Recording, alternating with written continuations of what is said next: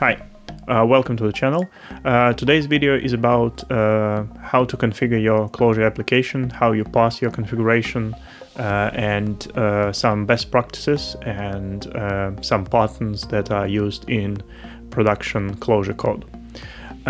Before we start, I just want to say thanks to all supporters that I have currently.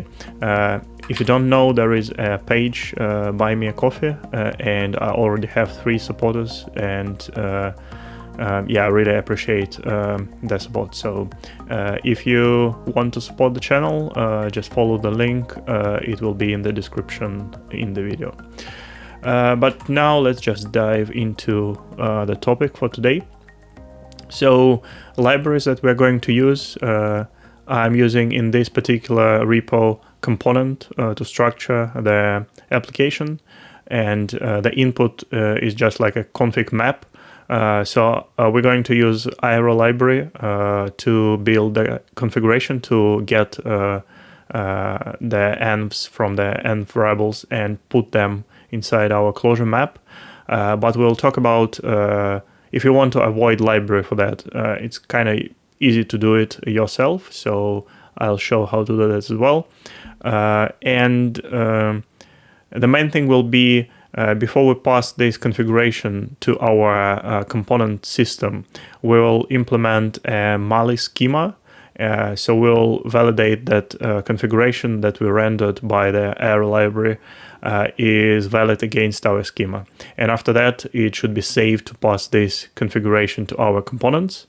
So we know the structure, and if something is missing, so we forgot to put some property in our production deployment, the app will not start because it will fail the validation step, and we'll have this fast feedback loop. So the most simple thing that you can do to get your property is just to use Java function, which is system get env, and then you have a name of your variable here.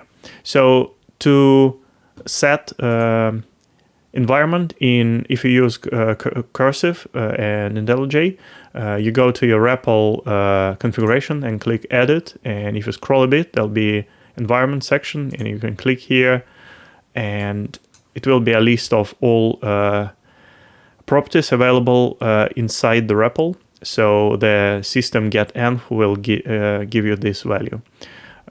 So for example, if we pick this one, we can do something like get env, and if we execute that, we'll have this value. So if you want to avoid using Aero library, you can do something like def n render config, or whatever you want to call it, and then basically just start building your map. So it will be something like server, and we have a port here, for example, and you can just put system get env right here and paste your name. And after that, if we go and execute this function right here,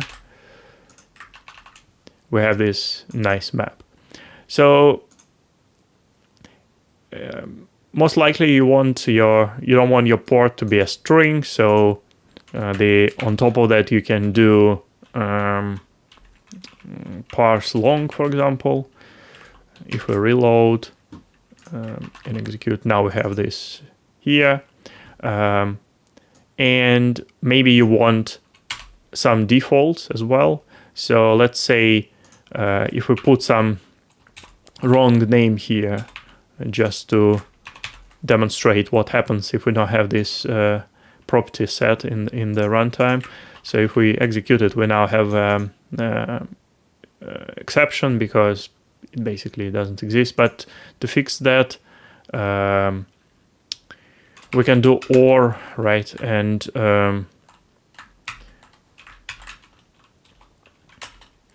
we put some value here, and it works again with this default, even if this is missing. But if we go back to a correct name and execute once again, we have our value from the property. So as you can see, it's really easy to do, but you have to think about all these cases you want to cover, like passing your data from strings, because all your environment variables are just strings, so you want to convert them to something. And it's kind of better to have a simple library that will do it for you. And I like Aero because it's really explicit, and it's lightweight, so it's not much. It's not adding much to your code base. The usage of that is quite easy as well. So now, if we don't want this approach with our custom map from the system properties, we now want something like config.edn file in our resources, and here we have just Clojure map, but now we have access to this tag literals, or how they called, but basically they will instruct Aero how to handle your properties. So the main one is this env right here, and after that it will be a name of the env. So the easiest thing you can do is something like that. So it says in this key in the map, put the value of this system property. So that's the first step, and after that most likely you'll have something like config.clj namespace, usually in the top level of your project. And after that we have this small snippet. So it says get this config.edn, open it as a resource, so it handles that it's in class path in this resources folder. And then there's a function to read the config. If we reload our REPL and instead of render config, just do a read config and execute that, you can see now that we have this map. And yeah, you see this is from our REPL configuration. So if we check it once again, right here, so we have a couple things set. So this input topic, sovereign port, and some database params. So that's good. Why I have this format here is to demonstrate what we can do now with this library. So first of all, we don't have to do this parse long or do the OR, because that's built in Aero already. So you see this conversion here to long, and then we have this OR. So basically, if this is nil, we fall back to default, and if that's not nil, we just use this value and convert it to long. So that's really convenient, but we can do more. And we basically, a nice thing that we can extend these tags, and we can implement our own. I just want to show one example. So the format is this. So we have this Aero core, and then there is a multi-method called reader. And after that, you set this dispatch value. So you want a symbol here, and it will be in the name of your new tag. So here we must always kind of use this value that we care about, and this is the value from the property that we'll receive. So the idea here is, if we have this string, we don't want it as a string. We want it to be a set, and we want to pass it by a comma, and we want them like a set of elements. That's kind of sometimes there is a requirement, and it's much easier to work with a set of parsed values than just have it as a string. So how to implement it is, so first of all, we want to check if the value is not empty. And by default, let's say we want an empty set. So actually, for beginners, this string blank is a really useful function because it handles nils as well. So string blank of nil will be true.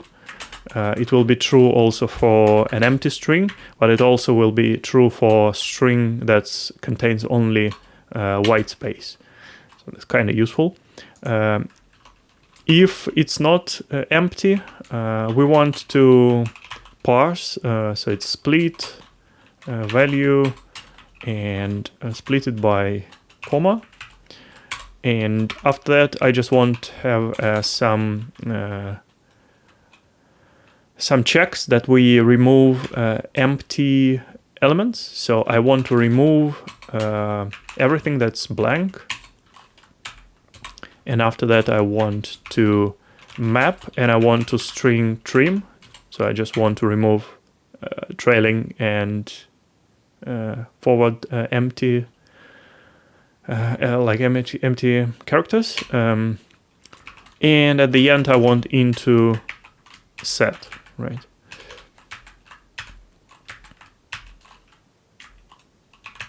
Let's reload. I think we can just try to execute this function. It will be Aero reader, and the first param will be just options, so we can ignore that. And after that, we want our tag and some value. So A, B, C, and maybe like extra empty thing between commas. So let's see if that works. Yeah, so now we have this set, right, of elements, and we handle this issue as well. But you won't call it like this in your code. What this allows us to do is to get this new tag and go to the config.edn and put it right here before our env with this thing. And if we reload REPL now, and now I'm just read the config again, you see now our input topics are input topics key contains a set of elements. And yeah, you can do whatever you want. So for example, we want something new. Maybe we don't want strings here, we want keywords, right? So we can easily do it by doing map keyword. And let's say it key CSV keyword set. And if we get this thing and put it here and reload, we now have it converted to keywords as well. So it depends what you want from your configuration, but it's really easy to extend the library and put it here, and it's easy to read. So that's the first step. Now we have this configuration rendered, and now it's actually useful to see how it's passed to the system. So if we go to the core of our application, and that's the main function that we have,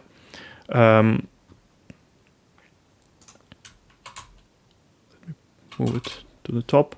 So the first thing that we do is actually reading the config, right? So it will be a map, the config map here, and we're passing it to the function that will build our system. And we have this config, and we pass it to all components, and components can pick some parts of that configuration, what they need. So what I usually do is right here, I want to assert that config is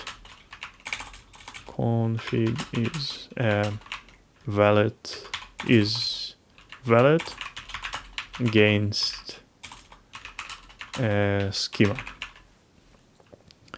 And there are a couple options regarding schemas. So just a schema library is a nice option. But I find this Malli library has a lot of features and useful things. So let's take a look into that today. Let's remove this one. We don't need it anymore. So regarding schemas, let's copy this thing. Let's put it here. Let's say config schema. So we have this namespace as M, and it's Malli core. We also have Malli Aero and Malli util. We'll need that. So the structure of defining schema is something like that. So you say your data is a map, and then you say this is a key, and this is the value, the type of the value. And there are multiple options. So let's load that and do a new comment section. So how we validate data. So there is a function to validate, and then we can use our config schema here, or we can just inline the schema right here. So if we execute this, you see the result is false. And if we do explain and execute once again, we see it says missing key. And the other useful thing is actually if we chain it like that, so we have config schema first, and then we do explain, and after that we want humanize, and if we evaluate that, we'll see it's in a human readable format, our errors, which is quite nice. So let's just do inline schema here, and we can play with that a bit. So we have now ID string, and let's say some count, let's say int. So now I have two keys missing. If we add them here, so it will be ID something and count 1. Now we have nil, and it basically means that there are no errors. If we call the validate here, it will return true for us. As you see, true. So there are a lot to discuss about Malli, but let's just check some useful options. And for more, I just suggest you read the docs and see all examples there. So one of the useful things is close false or true. Closed, I believe. Closed. Yeah, so we do close true, and now we have this error that the key is not allowed.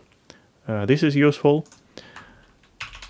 If we want something to be optional, an optional key, you can say, I believe, optional true.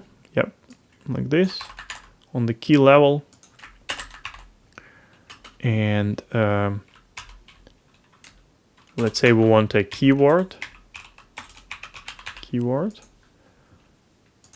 It should still be okay, right? An optional key and some ID, let's say.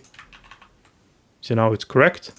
But if we put like a nil here, it will say that should be a keyword. To fix that, we want to use a maybe here, maybe keyword, and now that should be fine again. So that's an example of a schema and how to define that. And now basically the idea is that we try to define a schema for our configuration. So let's take this thing.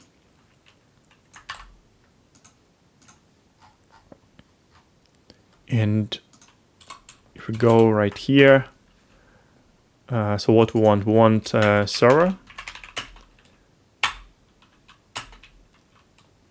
and we want port inside, and we want it to be int, And I think you want to, you can do something like min max, let's say like this. Actually, maybe a good idea just to test it here. So let's use our config schema. Let's remove these things and try to execute.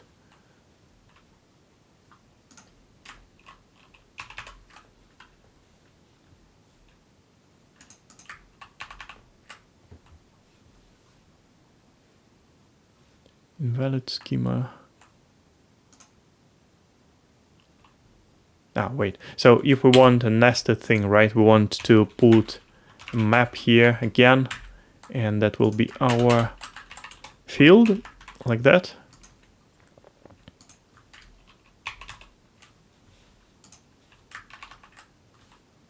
So, okay, server missing key, that's expected. Now let's put it here, server, and then we want port.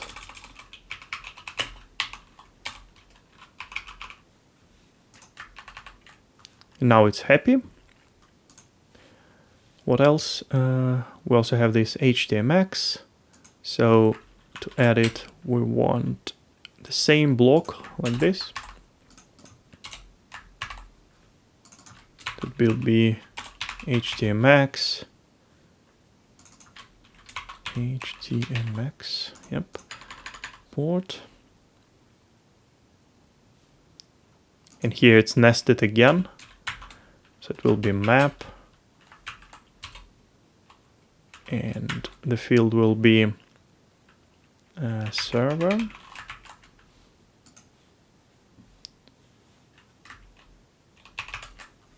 Let's see. Yep, missing key, and now we fix our config, HTMX. Then we have basically this thing.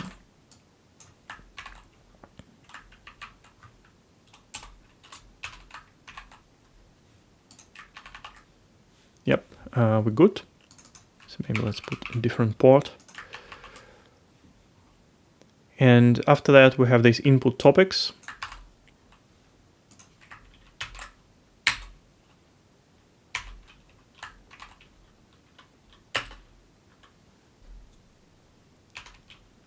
And let's check set.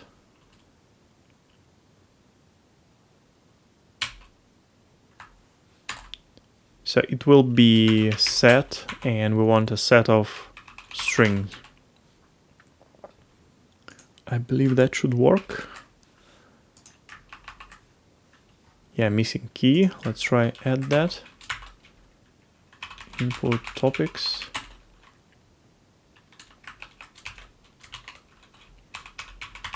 Topic 1. Yeah, now it's happy. And if we have a different type of object here, it should throw an exception. Validation error should be a string, right? Topic 1. So that's good.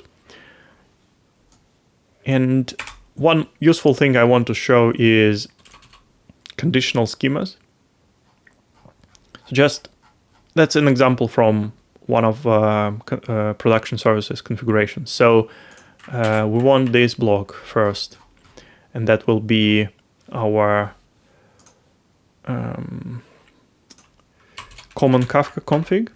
So it's called Kafka config base schema, and we are interested in Bootstrap servers, application ID, offset reset, and now we're using this enum to provide valid values, and then the other thing like enum as well, all according to Kafka configuration. That's not that interesting yet, but here we want our Kafka config, and something interesting going on here.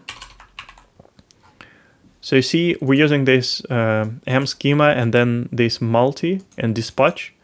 And this basically works if the value of this field is SSL, we want this schema. If it's not SSL but plain text, we want this schema. So the reason for that is because for SSL configuration, you want these extra fields exist in your config, and for plain text, they are not required. So it's an easy way to maintain more complex schema, because, for example, in production, you want to set your security protocol to SSL, and you want your validation to say if something is missing from this list, but at the same time, in the local environment or in tests, you still can use the same configuration without any changes, but you just set your security protocol to plain text. So let's take a look how that works. So if we have this Kafka config now, and if we go here and copy this, and let's try to validate Kafka config schema. If we now run, say it's invalid dispatch value, and that's because we don't have this security protocol field. If we put it here and we say plain text and run again, it will say that those fields are missing. So if we grab them and put here,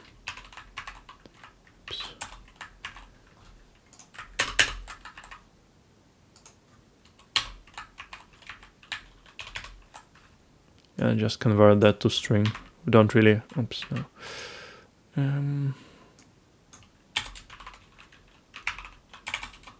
Kafka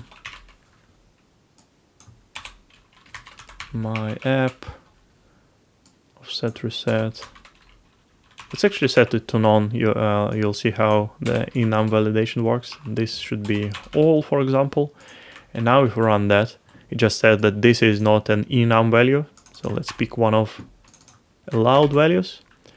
And if we run it now, we have 0 errors. But what will happen if we switch this to SSL? Now we have this set of problems. And if we copy those and go here, paste them,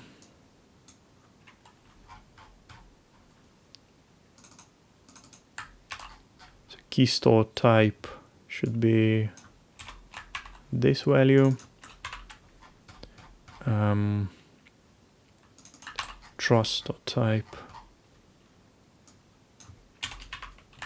this thing, and we don't really care about those. Location, password,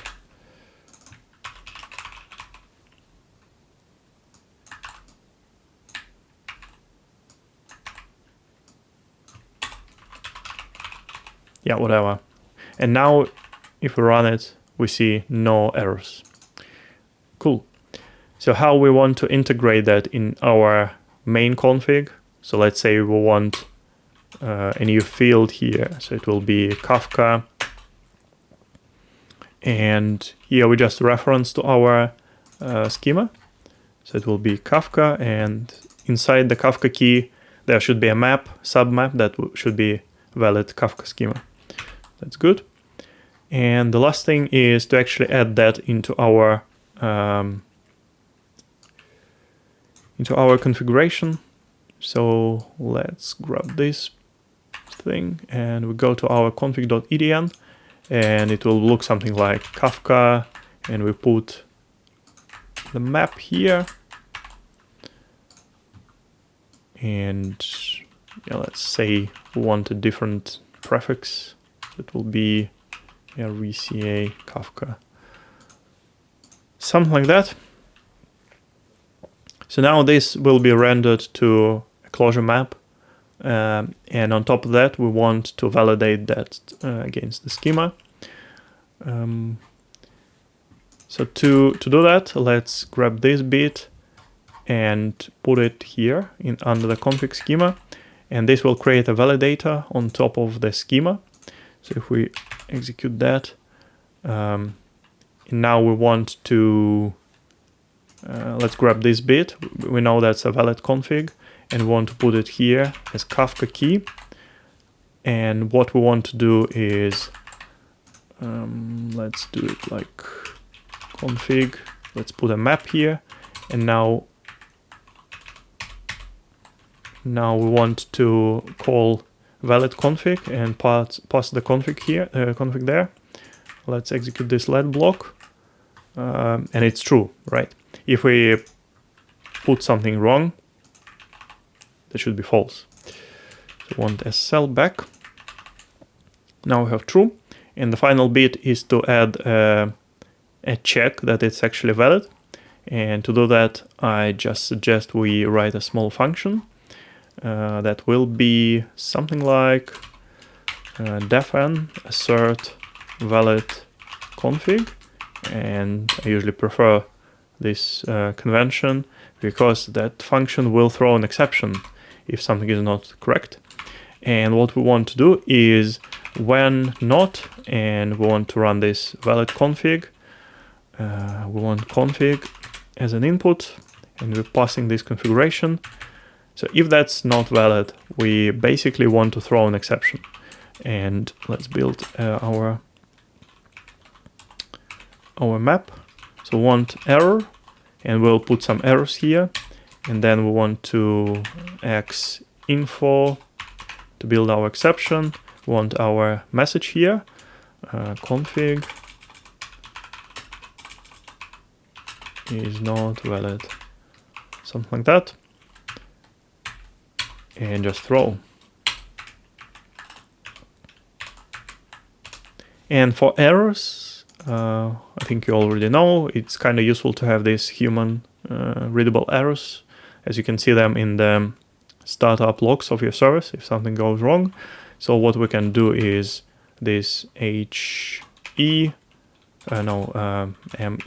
humanize, and then explain on the config.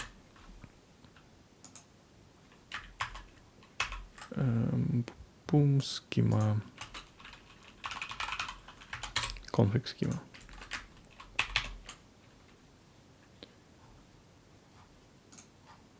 If we now run assert valid config,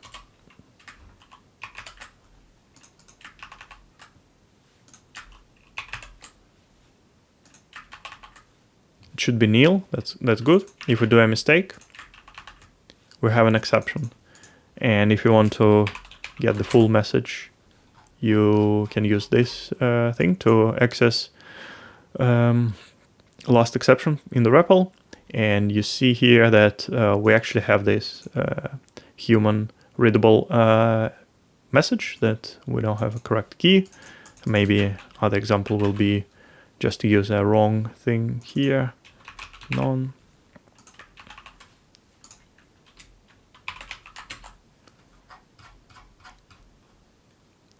Yeah, it should be either earliest or latest, so that's good. It will be printed in the logs, it's just not visible here if you just throw in the REPL, but if you start your app and you throw an exception like that, most log formatters will print your message fully. So that's good.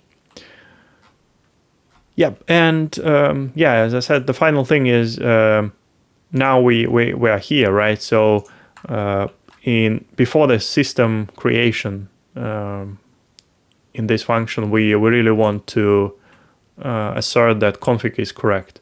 So we can do it right here, or we can go back to our core and let's say we want to chain our thing. So it will be something like assert valid config, and so when not, or we can do if it's valid, just pass the config, right? If not, throw an exception.